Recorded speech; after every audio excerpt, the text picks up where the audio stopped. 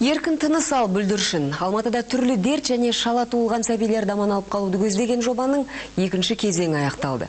Қалалық перинаталдық орталық пен жергілікті денсаулық сақтау басқармасына қарасты 5 перзентхана аталған жобаның арқасында жаңа медициналық жабдықтарға қол жеткізді.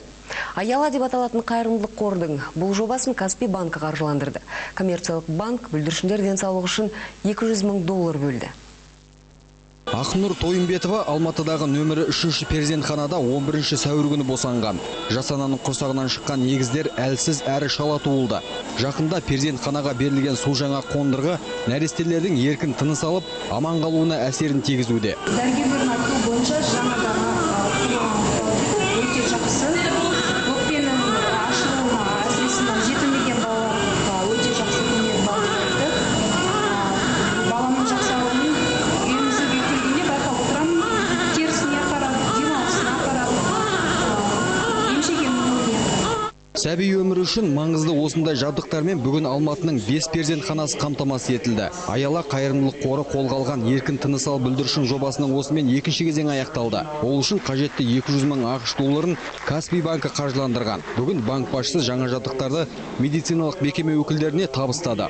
Во-первых, конечно, адамдардың арасында серіктестік, достық, отбасылық қатынастарды қолдау әрі нығайту біздің құндылықтарымыздың бірі.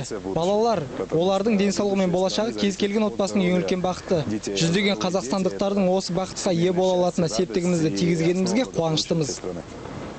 2009 жылы Каспий банкі жобаның бірінші кезеңіне 15 миллион теңге бөлген болатын. Жалпы қалалық перинаталдық орталықта жылына 7,5 мың әйел босанады. Осы жобаның арқасында сәбилердің өміршеңдігі 5%-дан 24%-ға дейін артты дейді Аяла қайырымдылық қорының жетекшілері.